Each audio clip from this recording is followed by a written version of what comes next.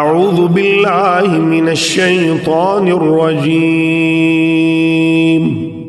بسم الله الرحمن الرحيم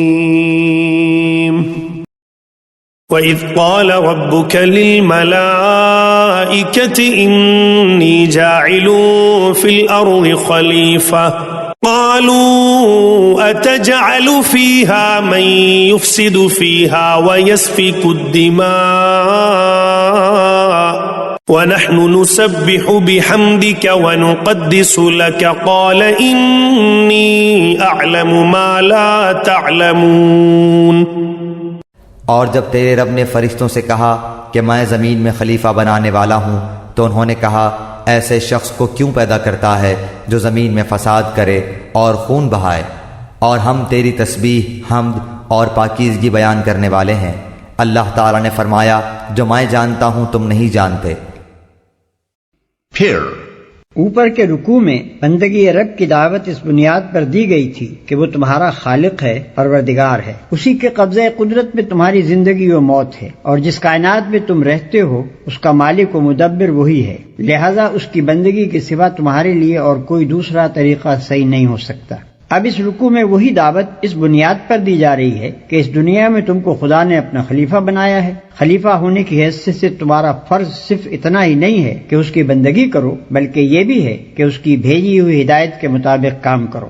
اگر تم نے ایسا نہ کیا اور اپنے ازلی دشمن شیطان کے اشاروں پر چلے تو بدترین بغاوت کے مجرم ہوگے اور بدترین انجام دیکھو گے۔ اس سلسلے میں انسان کی حقیقت اور کائنات میں اس کی حیثیت ٹھیک ٹھیک بیان کر دی گئی ہے، اور نوع انسانی کی تاریخ کا وہ باب پیش کیا گیا ہے جس کے معلوم ہونے کا کوئی دوسرا ذریعہ انسان کو میسر نہیں ہے۔ اس باب سے جو اہم نتائج حاصل ہوتے ہیں وہ ان نتائج سے بہت زیادہ قیمتی ہیں جو زمین کی تہوں سے متفرق ہڈیاں نکال کر اور انہیں قیاس و تخمین سے ربط دے کر آدمی اخذ کرنے کی کوشش کرتا ہے۔ ذرا اس وقت کا تصور کرو جب تمہارے رب نے فرشتوں سے کہا تھا۔ ملک کے اصلی معنی عربی میں پیامبر کے ہیں، اسی کا لفظی ترجمہ فرستادہ یا فرشتہ ہے۔ یہ محض مجرد قوتیں نہیں ہیں جو تشخص نہ رکھتی ہوں، بلکہ یہ شخصیت رکھنے والی ہستیاں ہیں جن سے اللہ اپنی اس عظیم الشان سلطنت کی تدبیر و انتظام میں کام لیتا ہے۔ یوں سمجھنا چاہیے کہ یہ سلطنت الہی کے اہلکار ہیں جو اللہ کے احکام کو نافذ کرتے ہیں۔ جاہل لوگ انہیں غلطی سے خدائی میں حصے دار سمجھ بیٹھے، اور بعض نے انہیں خدا کا رشتہ دار سمجھا اور ان کو دیوتا بنا کر ان کی پرستش شروع کر دی۔ کہ میں زمین میں ایک خلیفہ بنانے والا ہوں۔ خلیفہ وہ جو کسی کی ملک میں اس کے تفویض کردہ اختیارات اس کے نائب کی حیثیت سے استعمال کرے۔ خلیفہ مالک نہیں ہوتا بلکہ اصل مالک کا نائب ہوتا ہے۔ اس کے اختیارات ذاتی نہیں ہوتے بلکہ مالک کے عطا کردہ ہوتے ہیں۔ وہ اپنے منشا کے مطابق کام کرنے کا حق نہیں رکھتا بلکہ اس کا کام مالک کے منشا کو پورا کرنا ہوتا ہے۔ اگر وہ خود اپنے آپ کو مالک سمجھ بیٹھے اور تفویض کردہ اختیارات کو منمانے طریقے سے استعمال کرنے لگے، یا اصل مالک کے سوا کسی اور کو مالک تسلیم کر کے اس کے منشا کی پیروی اور اس کے احکام کی تعمیل کرنے لگے، تو یہ سب غداری اور بغاوت کے افعال ہوں گے۔ اور خون ریزیاں کرے گا۔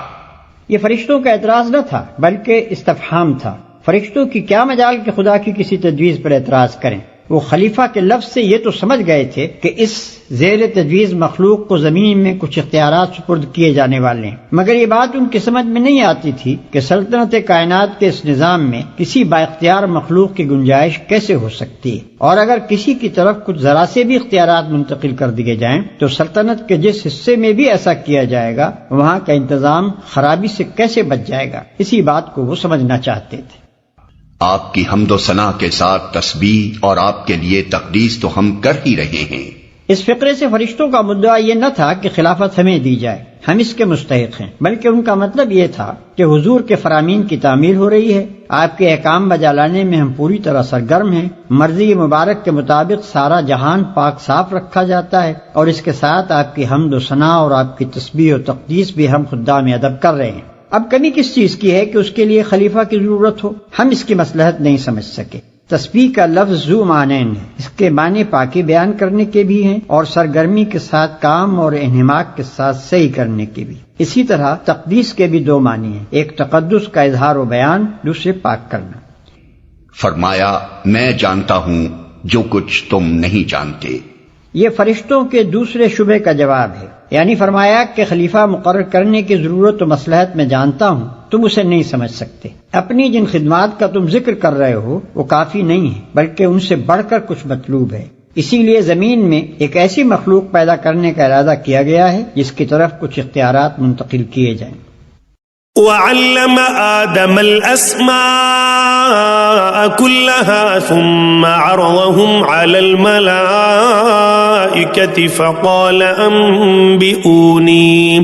فقال أنبئوني بأسماء هؤلاء إن كنتم صادقين۔ اور اللہ تعالیٰ نے آدم کو تمام نام سکھا کر ان چیزوں کو فرشتوں کے سامنے پیش کیا اور فرمایا اگر تم سچے ہو تو ان چیزوں کے نام بتاؤ۔ اس کے بعد اللہ نے آدم کو ساری چیزوں کے نام سکھائے۔ انسان کے علم کی صورت دراصل یہی ہے کہ وہ ناموں کے ذریعے سے اشیاء کے علم کو اپنے ذہن کی گرفت میں لاتا ہے، لہذا انسان کی تمام معلومات دراصل اسماء اشیاء پر مشتمل ہیں۔ آدم کو سارے نام سکھانا گویا ان کو تمام اشیاء کا علم دینا تھا۔ قالوا سبحانك لا علم لنا إلا ما علمتنا إنك أنت العليم الحكيم۔ ان سب نے کہا اے اللہ تیری ذات پاک ہے، ہمیں تو صرف اتنا ہی علم ہے جتنا تو نے ہمیں سکھا رکھا ہے، پورے علم و حکمت والا تو تو ہی ہے۔ ہم تو بس اتنا ہی علم رکھتے ہیں جتنا آپ نے ہم کو دے دیا ہے۔ ایسا معلوم ہوتا ہے کہ ہر فرشتے اور فرشتوں کی ہر صنف کا علم صرف اسی شعبے تک محدود ہے جس سے اس کا تعلق ہے۔ مثلا ہوا کے انتظام سے جو فرشتے متعلق ہیں وہ ہوا کے متعلق سب کچھ جانتے ہیں، مگر پانی کے متعلق کچھ نہیں جانتے۔ یہی حال دوسرے شعبوں کے فرشتوں کا ہے۔ انسان کو ان کے برعکس جامع علم دیا گیا ہے، ایک ایک شعبے کے متعلق چاہے وہ اس شعبے کے فرشتوں سے کم جانتا ہو، مگر مجموعی حیثیت سے جو جامعیت انسان کے علم کو بخشی گئی ہے وہ فرشتوں کو میسر نہیں ہے۔ قال يا آدم أنبئهم بأسمائهم فلما أنبأهم بأسمائهم قال ألم أقل لكم إني أعلم غيب السماوات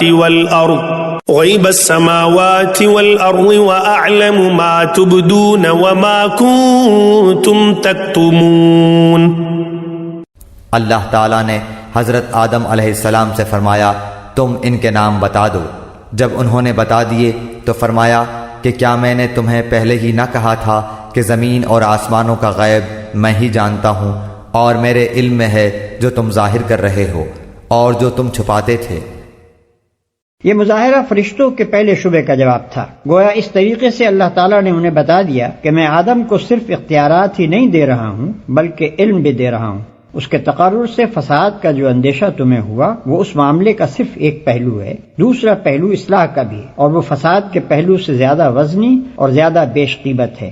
حکیم کا یہ کام نہیں ہے کہ چھوٹی خرابی کی وجہ سے بڑی بہتری کو نظر انداز کر دے۔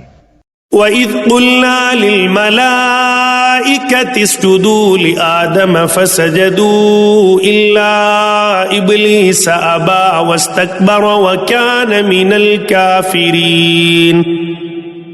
اور جب ہم نے فرشتوں سے کہا کہ آدم کو سجدہ کرو تو ابلیس کے سوا سب نے سجدہ کیا، اس نے انکار کیا اور تکبر کیا اور وہ کافروں میں ہو گیا۔ سب جھک گئے۔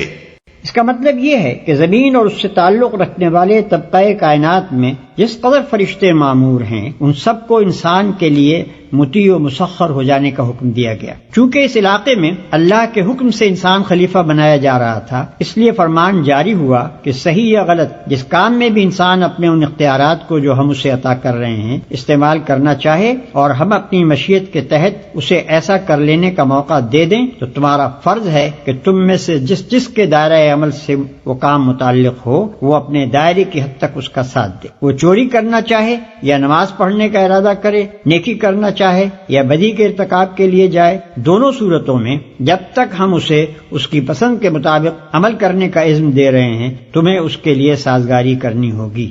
مثال کے طور پر اس کو یوں سمجھیے کہ ایک فرمانروا جب کسی شخص کو اپنے ملک کے کسی صوبے یا ضلع کا حاکم مقرر کرتا ہے تو اس علاقے میں حکومت کے جس قدر کارندے ہوتے ہیں ان سب کا فرض ہوتا ہے کہ اس کی اطاعت کریں، اور جب تک فرمانروا کا منشا یہ ہے کہ اسے اپنے اختیارات کے استعمال کا موقع دے اس وقت تک اس کا ساتھ دیتے رہیں، قطع نظر اس سے کہ وہ صحیح کام میں ان اختیارات کو استعمال کر رہا ہے یا غلط کام میں۔ البتہ جب جس کام کے بارے میں بھی فرمانروا کا اشارہ ہو جائے کہ اسے نہ کرنے دیا جائے تو وہیں ان حاکم صاحب کا اقتدار ختم ہو جاتا ہے اور انہیں ایسا محسوس ہونے لگتا ہے کہ سارے علاقے کے اہلکاروں نے گویا ہڑتال کر دی ہے، حتیٰ کہ جس وقت فرمانروا کی طرف سے ان حاکم صاحب کی معزولی اور گرفتاری کا حکم ہوتا ہے تو وہی ماتحت و خدام جو کل تک ان کے اشاروں پر حرکت کر رہے تھے ان کے ہاتھوں میں ہتکڑیاں ڈال کر انہیں کشاں کشاں دارالفاسقین کی طرف لے جاتے ہیں۔ فرشتوں کو آدم کے لیے سرب سجود ہو جانے کا جو حکم دیا گیا تھا اس کی نوعیت کچھ اسی قسم کی تھی۔ ممکن ہے کہ صرف مسخر ہو جانے ہی کو سجدے سے تعبیر کیا گیا ہو، مگر یہ بھی ممکن ہے کہ اس انقیاد کی علامت کے طور پر کسی ظاہری فعل کا بھی حکم دیا گیا ہو، اور یہی زیادہ صحیح معلوم ہوتا ہے۔ مگر ابلیس نے انکار کیا۔ ابلیس کا لفظی ترجمہ انتہائی مایوس، اصطلاحاً یہ اس جن کا نام ہے جس نے اللہ کے حکم کی نافرمانی کر کے آدم اور بنی آدم کے لیے مطیع و مسخر ہونے سے انکار کر دیا، اور اللہ سے قیامت تک کے لیے مہلت مانگی کہ اسے نسل انسانی کو بہکانے اور گمراہیوں کی طرف ترغیب دینے کا موقع دیا جائے۔ اسی کو الشیطان بھی کہا جاتا ہے۔ در حقیقت شیطان اور ابلیس بھی محض کسی مجرد قوت کا نام نہیں ہے، بلکہ وہ بھی انسان کی طرح ایک صاحب تشخص ہستی ہے۔ نیز کسی کو یہ غلط فہمی بھی نہ ہونی چاہیے کہ یہ فرشتوں میں سے تھا۔ آگے چل کر قرآن نے خود تصریح کر دی ہے کہ وہ جنوں میں سے تھا جو فرشتوں سے الگ مخلوقات کی ایک مستقل صنف ہے، اور نافرمانوں میں شامل ہو گیا۔ ان الفاظ سے ایسا معلوم ہوتا ہے کہ غالباً ابلیس سجدے سے انکار کرنے میں اکیلا نہ تھا، بلکہ جنوں کی ایک جماعت نافرمانی پر آمادہ ہو گئی تھی، اور ابلیس کا نام صرف اس لیے لیا گیا ہے کہ وہ ان کا سردار اور اس بغاوت میں پیش تھا۔ لیکن اس آیت کا دوسرا ترجمہ یہ بھی ہو سکتا ہے کہ وہ کافروں میں سے تھا۔ اس صورت میں مطلب یہ ہوگا کہ جنوں کی ایک جماعت پہلے سے ایسی موجود تھی جو سرکش و نافرمان تھی، اور ابلیس کا تعلق اسی جماعت سے تھا۔ قرآن میں بالعموم شیاطین کا لفظ انہی جنوں اور ان کی ذریت نسل کے لیے استعمال ہوا ہے، اور جہاں شیاطین سے انسان مراد لینے کے لیے کوئی قرینہ نہ ہو وہاں یہی شیاطین جن مراد ہوتے ہیں۔ وَقُلْنَا يَا آدَمُ اسْكُنْ أَنْتَ وَزَوْجُكَ الْجَنَّةَ وَكُلَا مِنْهَا رَغَدًا حَيْثُ شِئْتُمَا وَلَا تَقْرَبَا هَذِهِ الشَّجَرَةَ فَتَكُونَا مِنَ الظَّالِمِينَ۔ اور ہم نے کہہ دیا کہ اے آدم تم اور تمہاری بیوی جنت میں رہو، اور جہاں کہیں سے چاہو با فراغت کھاؤ پیو، لیکن اس درخت کے قریب بھی نہ جانا ورنہ ظالم ہو جاؤ گے۔ اس درخت کا رخ نہ کرنا۔ اس سے معلوم ہوتا ہے کہ زمین یعنی اپنی جائے تقرر پر خلیفہ کی حیثیت سے بھیجے جانے سے پہلے ان دونوں کو امتحان کی غرض سے جنت میں رکھا گیا تھا تاکہ ان کے رجحانات کی آزمائش ہو جائے۔ اس آزمائش کے لیے ایک درخت کو چن لیا گیا اور حکم دیا گیا کہ اس کے قریب نہ پھٹکنا، اور اس کا انجام بھی بتا دیا گیا کہ ایسا کرو گے تو ہماری نگاہ میں ظالم قرار پاؤ گے۔ یہ بحث غیر ضروری ہے کہ وہ درخت کون سا تھا اور اس میں کیا خاص بات تھی کہ اس سے منع کیا گیا۔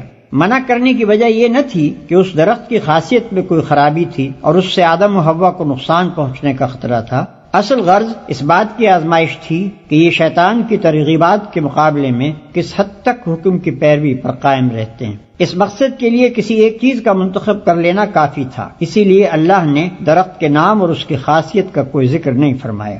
اس امتحان کے لیے جنت ہی کا مقام سب سے زیادہ موزوں تھا۔ دراصل اسے امتحان گاہ بنانے کا مقصود یہ حقیقت انسان کے ذہن نشین کرنا تھا کہ تمہارے لیے تمہارے مرتبہ انسانیت کے لحاظ سے جنت ہی لائق و مناسب مقام ہے، لیکن شیطانی ترغیبات کے مقابلے میں اگر تم اللہ کی فرمانبرداری کے راستے سے منحرف ہو جاؤ گے تو جس طرح ابتدا میں اس سے محروم کیے گئے تھے اسی طرح آخر میں بھی محروم ہی رہو گے۔ اپنے اس مقام لائق کی، اپنے اس فردوس سے گمگشتہ کی بازیافت تم صرف اسی طرح کر سکتے ہو کہ اپنے اس دشمن کا کامیابی سے مقابلہ کرو جو تمہیں فرمانبرداری کے راستے سے ہٹانے کی کوشش کرتا ہے، ورنہ ظالموں میں شمار ہوگے۔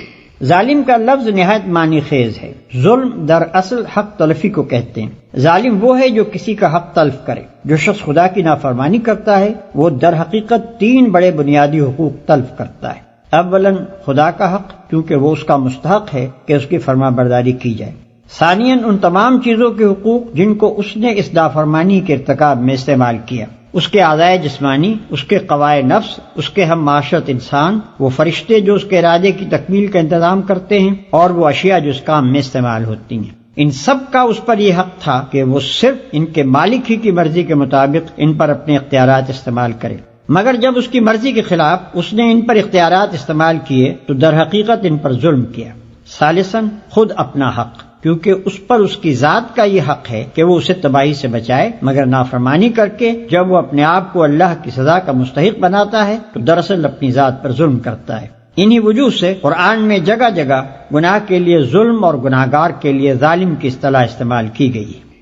فأزلهما الشيطان عنها فأخرجهما مما كانا فيه وقلنا اهبطوا بعضكم لبعض عدو وَلَكُمْ فِي الْأَرْضِ مُسْتَقَرٌّ وَمَتَاعٌ إِلَىٰ حِينٍ۔ لیکن شیطان نے ان کو بہکا کر وہاں سے نکلوا ہی دیا، اور ہم نے کہہ دیا کہ اتر جاؤ، تم ایک دوسرے کے دشمن ہو، اور ایک وقت مقرر تک تمہارے لیے زمین میں ٹھہرنا اور فائدہ اٹھانا ہے۔ تم ایک دوسرے کے دشمن ہو، یعنی انسان کا دشمن شیطان اور شیطان کا دشمن انسان۔ شیطان کا دشمن انسان ہونا تو ظاہر ہے کہ وہ اسے اللہ کی فرمانبرداری کے راستے سے ہٹانے اور تباہی میں ڈالنے کی کوشش کرتا ہے۔ رہا انسان کا دشمن شیطان ہونا تو فی الواقع انسانیت تو اس سے دشمنی ہی کی مقتضی ہے، مگر خواہشات نفس کے لیے جو ترغیبات وہ پیش کرتا ہے ان سے دھوکہ کھا کر آدمی اسے اپنا دوست بنا لیتا ہے۔ اس طرح کی دوستی کے معنی یہ نہیں ہے کہ حقیقتاً دشمنی دوستی میں تبدیل ہو گئی، بلکہ اس کے معنی یہ ہیں کہ ایک دشمن دوسرے دشمن سے شکست کھا گیا اور اس کے جال میں پھنس گیا۔ فَتَلَقَّى آدَمُ مِن رَّبِّهِ كَلِمَاتٍ فَتَابَ عَلَيْهِ إِنَّهُ هُوَ التَّوَّابُ الرَّحِيمُ۔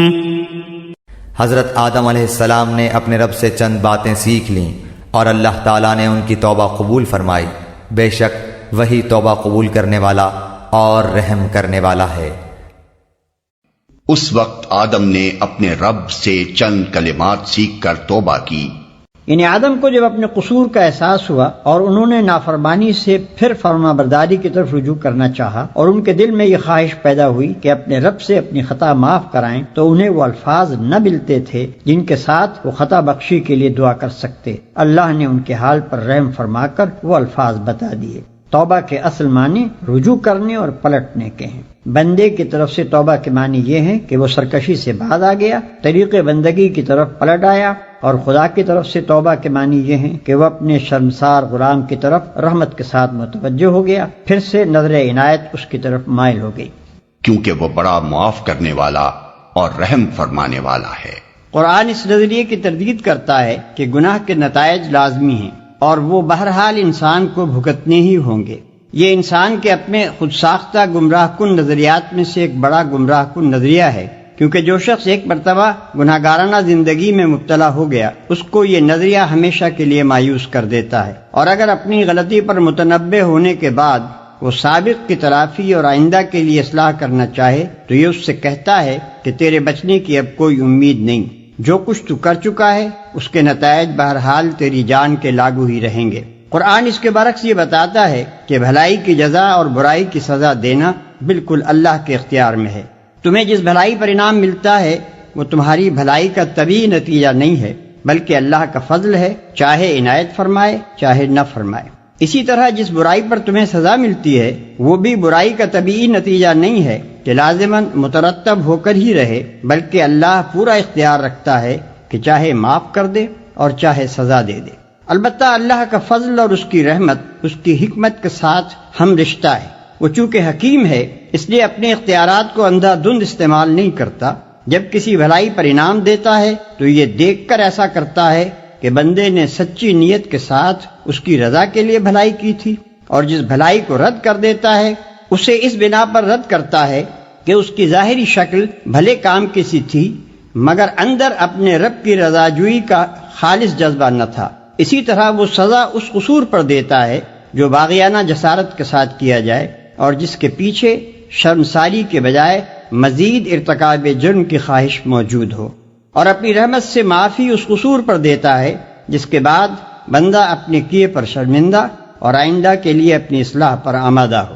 بڑے سے بڑے مجرم، کٹے سے کٹے کافر کے لیے بھی خدا کے ہاں مایوسی و ناامیدی کا کوئی موقع نہیں، بشرطے کہ وہ اپنی غلطی کا معترف، اپنی نافرمانی پر نادم اور بغاوت کی روش چھوڑ کر اطاعت کی روش اختیار کرنے کے لیے تیار ہو۔ قل اهبطوا منها جميعا فإما يأتينكم مني هدى فمن تبع هداي فلا خوف عليهم ولا هم يحزنون۔ ہم نے کہا تم سب یہاں سے چلے جاؤ، جب کبھی تمہارے پاس میری ہدایت پہنچے تو اس کی تابعداری کرنے والوں پر کوئی خوف و غم نہیں۔ ہم نے کہا کہ تم سب یہاں سے اتر جاؤ۔ اس فقرے کا دوبارہ اعادہ معنی خیز ہے۔ اوپر کے فقرے میں یہ بتایا گیا ہے کہ آدم نے توبہ کی اور اللہ نے قبول کر لی۔ اس کے معنی یہ ہوئے کہ آدم اپنی نافرمانی پر عذاب کے مستحق نہ رہے، گنہگاری کا جو داغ ان کے دامن پر لگ گیا تھا وہ دھو ڈالا گیا، نہ یہ داغ ان کے دامن پر رہا نہ ان کی نسل کے دامن پر، اور نہ اس کی ضرورت پیش آئی کہ معاذ اللہ خدا کو اپنا اکلوتا بھیج کر نوع انسانی کا کفارہ ادا کرنے کے لیے سولی پر چڑھوانا پڑتا۔ برعکس اس کے اللہ نے آدم علیہ السلام کی توبہ ہی قبول کرنے پر اکتفا نہ فرمایا، بلکہ اس کے بعد انہیں نبوت سے بھی سرفراز کیا تاکہ وہ اپنی نسل کو سیدھا راستہ بتا کر جائیں۔ اب جو جنت سے نکلنے کا حکم پھر دہرایا گیا تو اس سے یہ بتانا مقصود ہے کہ قبول توبہ کا یہ مقتضا نہ تھا کہ آدم کو جنت ہی میں رہنے دیا جاتا اور زمین پر نہ اتارا جاتا۔ زمین ان کے لیے دارالعذاب نہ تھی، وہ یہاں سزا کے طور پر نہیں اتارے گئے بلکہ انہیں زمین کی خلافت ہی کے لیے پیدا کیا گیا تھا۔ جنت ان کی اصلی جائے قیام نہ تھی، وہاں سے نکلنے کا حکم ان کے لیے سزا کی حیثیت نہ رکھتا تھا، اصل تجویز تو ان کو زمین ہی پر اتارنے کی تھی۔ البتہ اس سے پہلے ان کو اس امتحان کی غرض سے جنت میں رکھا گیا تھا جس کا ذکر اوپر حاشیہ نمبر 48 میں کیا جا چکا ہے۔ والذین کفروا وکذبوا بآیاتنا اولئک اصحاب النار هم فیہا خالدون۔ اور جو انکار کر کے ہماری آیتوں کو جھٹلائیں وہ جہنمی ہیں اور ہمیشہ اسی میں رہیں گے۔ اور ہماری آیات کو جھٹلائیں گے۔ آیات جمع ہے آیت کی۔ آیت کے اصلی معنی اس نشانی یا علامت کے ہیں جو کسی چیز کی طرف رہنمائی کرے۔ قرآن میں یہ لفظ 4 مختلف معنوں میں آیا ہے۔ کہیں اس سے مراد محض علامت یا نشانی ہی ہے، کہیں آثار کائنات کو اللہ کی آیات کہا گیا ہے کیونکہ مظاہر قدرت میں سے ہر چیز اس حقیقت کی طرف اشارہ کر رہی ہے جو اس ظاہری پردے کے پیچھے مستور ہے۔ کہیں ان معجزات کو آیات کہا گیا ہے جو انبیاء علیہ السلام لے کر آتے تھے، کیونکہ یہ معجزے دراصل اس بات کی علامت ہوتے تھے کہ یہ لوگ فرمانروائے کائنات کے نمائندے ہیں۔ کہیں کتاب اللہ کے فقروں کو آیات کہا گیا ہے کیونکہ وہ نہ صرف حق اور صداقت کی طرف رہنمائی کرتے ہیں بلکہ فی الحقیقت اللہ کی طرف سے جو کتاب بھی آتی ہے اس کے محض مضامین ہی میں نہیں، اس کے الفاظ اور انداز بیان اور طرز عبارت تک میں اس کے جلیل القدر مصنف کی شخصیت کے آثار نمایاں طور پر محسوس ہوتے ہیں۔ ہر جگہ عبارت کے سیاق و سباق سے بآسانی معلوم ہو جاتا ہے کہ کہاں آیت کا لفظ کس معنی میں آیا ہے۔ وہ آگ میں جانے والے لوگ ہیں جہاں وہ ہمیشہ رہیں گے۔ یہ نسل انسانی کے حق میں ابتدائے آفرینش سے قیامت تک کے لیے اللہ کا مستقل فرمان ہے، اور اسی کو تیسرے رکوع میں اللہ کے عہد سے تعبیر کیا گیا ہے۔ انسان کا کام خود راستہ تجویز کرنا نہیں ہے بلکہ بندہ اور خلیفہ ہونے کی دوگنا حیثیتوں کے لحاظ سے وہ اس پر مامور ہے کہ اس راستے کی پیروی کرے جو اس کا رب اس کے لیے تجویز کرے۔ اور اس راستے کے معلوم ہونے کی 2 ہی صورتیں ہیں، یا تو کسی انسان کے پاس براہ راست اللہ کی طرف سے وحی آئے یا پھر وہ اس انسان کا اتباع کرے جس کے پاس وحی آئی ہو۔ کوئی تیسری صورت یہ معلوم ہونے کی نہیں ہے کہ رب کی رضا کس راہ میں ہے۔ ان 2 صورتوں کے ماں سوا ہر صورت غلط ہے، بلکہ غلط ہی نہیں سراسر بغاوت بھی ہے جس کی سزا جہنم کے سوا اور کچھ نہیں۔